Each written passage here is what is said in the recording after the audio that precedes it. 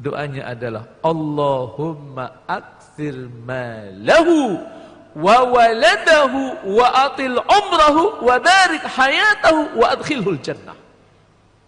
Ya Allah, perbanyak Anas itu hartanya. Jadikan Anas ini orang kaya, Pak. Tapi Rasul juga ngajarin tentunya. Kan ada doa yang diajarkan oleh Rasul. Kalau kita ini minta kaya sama Allah, silahkan. Tapi ada prolog-prolognya. Allahumma inni as'aluka tuqa wal huda wal afafa wal ghina. Jadi jemaah sekalian, kalau kita minta kaya sama Allah, prologi dengan 3 permintaan. Allahumma ya Allah, ini as'aluka tuqa, hamba memohon kepadamu ketakwaan.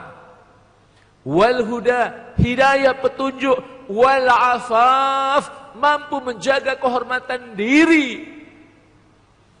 Kenapa Pak? Kalau orang kaya nggak takwa sama Allah, orang kaya tapi ia tidak mendapatkan hidayah dari Allah. Kalau maksiat, kira-kira maksiatnya besar atau maksiat kelas middle atau yang biasa-biasa saja? Orang kaya, duitnya banyak itu kan cenderung melakukan maksiat, itu maksiat-maksiat besar. Dan orang-orang yang kaya, yang kemudian ia tidak membingkai kekayaannya dengan ketakwaan, dengan huda dan afaf, itu akan menjadi orang kaya yang mereka tamak.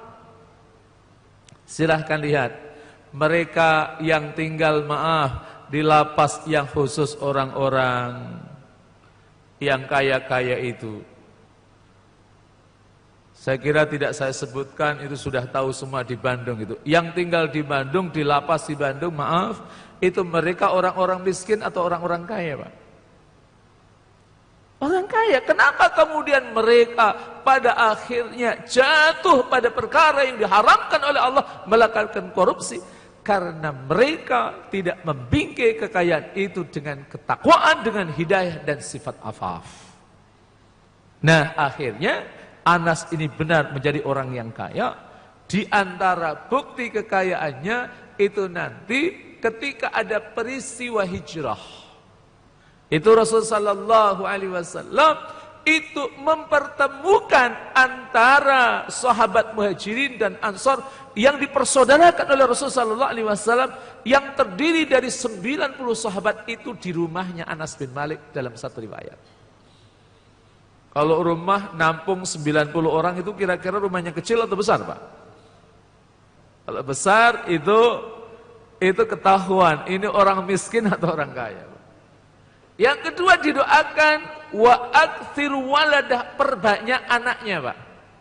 Dr. Al-Bugha dalam kitabnya Al-Wafi itu di bagian belakang itu menyebut terkait dengan tarajimus sahabat, biografi para sahabat, termasuk yang disebut itu Anas bin Malik. Dia mengatakan bahwa sesungguhnya Anas itu anaknya 120, Pak.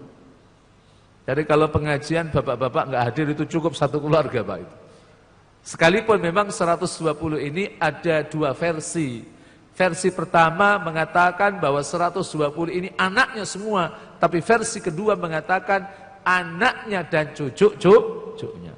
Tapi yang menarik juga yang ketiga, wa atil umrahu, dan perpanjang umurnya.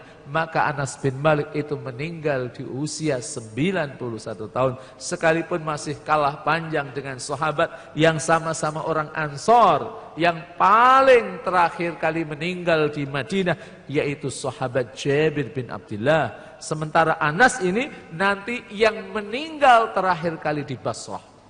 Jabir itu meninggal usianya 94 tahun. Jemaah sekalian, rahimakumullah wa azakumullah ta'ala.